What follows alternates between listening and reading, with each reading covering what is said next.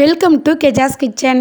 இன்றைக்கி நம்ம இறால் பிரியாணியை உதிரி உதிரியாக சூப்பராக எப்படி செய்யலான்னு பார்க்கலாம் வாங்க. இதுக்கு இன்றைக்கி நான் 100 கிராம் பூண்டு, 50 கிராம் அளவுக்கு இஞ்சி எடுத்துருக்கேங்க. பூண்டு வந்து கூடுதலாகவும் இஞ்சி கம்மியாகவும் எடுத்துக்கிட்டோம் அப்படின்னா டேஸ்ட்டு சூப்பராக இருக்குங்க. மசாலான்னு பார்த்திங்கன்னா 2 அன்னாசி பூ, 4 கிராம்பு, 1 ஜாதி பத்திரி, 2 துண்டு வந்து பட்டை எடுத்துருக்காங்க. 2 ஸ்பூன் அளவுக்கு வீட்டில் அரைச்ச பிரியாணி மசாலா, 1 ஸ்பூன் அளவுக்கு வரமிளகாய் தூள், 1 ஸ்பூன் அளவுக்கு கொத்தமல்லி தூள் எடுத்துருக்காங்க. 5 பெரிய வெங்காயத்தை நல்லா ஸ்லைஸாக கட் பண்ணி எடுத்துருக்கேன். 3 பச்சை மிளகாய் முழுசாக எடுத்துருக்காங்க. 5 தக்காளி எடுத்துருக்கேங்க. 1 கைப்பிடி அளவுக்கு புதினா வந்து ஃப்ரெஷ்ஷாக எடுத்துருக்கேங்க. 1/2 கிலோ அளவுக்கு இறால் எடுத்துருக்காங்க. இது நல்லா மண் இருக்கும், அதனால் நல்லா வந்து கழுவி சுத்தப்படுத்தி எடுத்து வச்சுருக்கோங்க.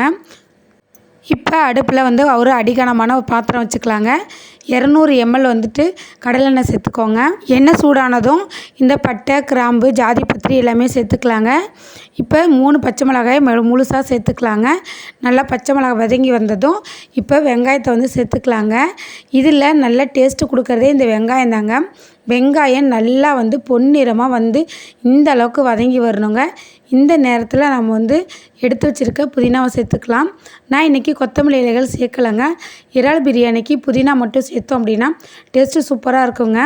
இப்போது 2 நிமிஷம் போல் இது வதங்கட்டுங்க. இப்போ அரைச்சி வச்சுருக்க இஞ்சி பூண்டு பேஸ்ட்டை வந்து சேர்த்துக்கலாங்க. பச்சை வாசனை போகிற அளவுக்கு வந்து கைவிடாமல் வந்து கிளறி விட்டுக்கோங்க. அடி பிடிக்காத அளவுக்கு கிளறி விட்டுக்கலாங்க. இப்போது தக்காளி சேர்த்து அது கூட தக்காளி மசிஞ்சு வர அளவுக்கு உப்பு சேர்த்துக்கலாங்க. இப்போது நல்லா தக்காளி நல்லா மசிஞ்சு வந்துருச்சுங்க. இப்போது வந்து மசாலா சேர்த்துக்கலாம். நல்லா வதக்கி விட்ட பிறகு சுத்தம் பண்ணி எடுத்து வச்சுருக்க இறாலை சேர்த்துக்கலாங்க. நல்லா இறால் வந்து வெந்து வந்ததுக்கப்புறம் கொஞ்சமாக தண்ணி சேர்த்துக்கலாங்க.